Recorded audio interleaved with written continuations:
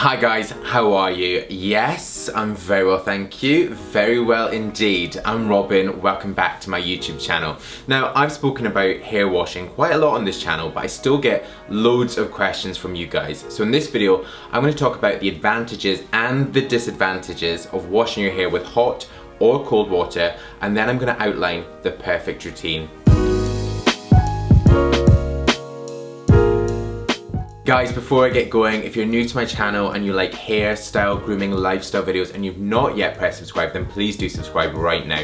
We're getting so close to 100,000 subscribers and I would love you to join in. But if you have subscribed, then we can get going. I'm going to first start with the advantages and disadvantages of using hot water. Hot water is the best for hair that's really dirty, oily, or that has loads of product buildup. So if you're a guy that uses more like traditional pomades or waxes, then hot water is going to be your friend. Now, it works by opening the cuticle of the hair, which allows the cleansers to get in and to remove any of that buildup really effectively. Hot water is also more effective than cold water at dissolving hair products. Now, I've spoken about this in my hair washing video before. I spoke about it as a chemical reaction working like a detergent to cling onto that product and remove it from your hair. Now, hot water will speed up that reaction and allow it to work more effectively. On the flip side, in talking disadvantages of hot water, it can make your hair overly porous. Now, because you're opening that cuticle of the hair, you're losing moisture. Now, you're losing moisture in your scalp, which in turn can make your hair dry. Also with hot water, you are stripping it of natural oils, which in turn can make your hair dry. As a result of this, and directly linked to that dehydration of the hair, hot water can cause frizzy hair. Now, all types of hair needs moisture, and if it doesn't have the moisture, then it is going to become dry, brittle, and you're going to get some of that frizz.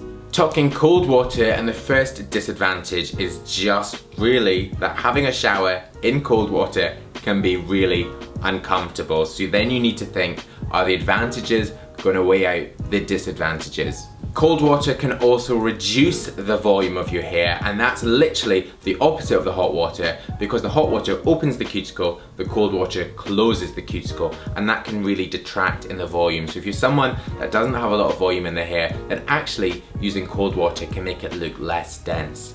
Talking advantages, cold water can make your scalp cleaner. Now, just as the cold water shuts that cuticle, it also shuts the pores in your scalp. Now, this means that it's less susceptible to any oil, dirt, and any of that product buildup. And guys, in turn, it means that when those pores are shut, you're less likely to suffer from hair shedding. Cold water also makes your hair look shinier and also saves you from frizz. Now, I've spoken about sort of cold air from hair dryers before, and it works exactly the same with the cold water. Now, because that cold water, again, is shutting that cuticle, you've got a more even surface area of the hair, which in turn reflects the light, which gives it a better gloss. Whereas hot water can remove the moisture from our hair, cold water can actually lock it in and also retain some of that natural sebum that we need. So if you've just used a conditioner and you then finish on cold water, you're going to lock in those moisturizing properties right into your hair.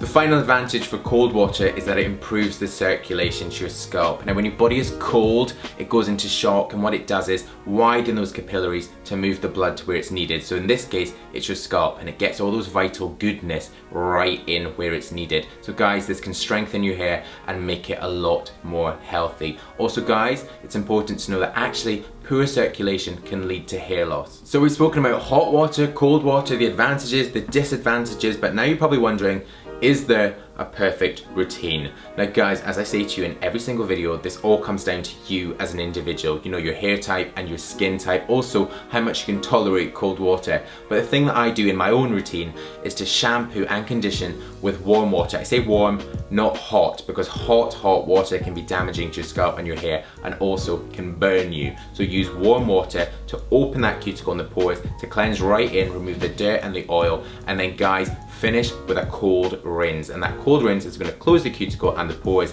and keep that moisture in and just really keep everything nice and healthy. Guys, if you can't cope with super cold water, then just put it over your head. Your whole body doesn't have to be in there, or run it under the tap or get a jug of water, but this is a great way to really keep that hair and the scalp healthy. Guys, I have put a full article up on my blog about this, manforhimself.com. I've delved just a little bit deeper into this. There's going to be a bit more on there. Also guys, there's loads of new content.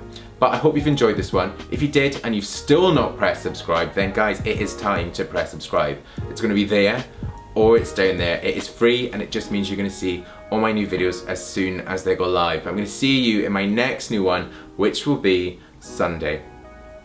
Bye bye.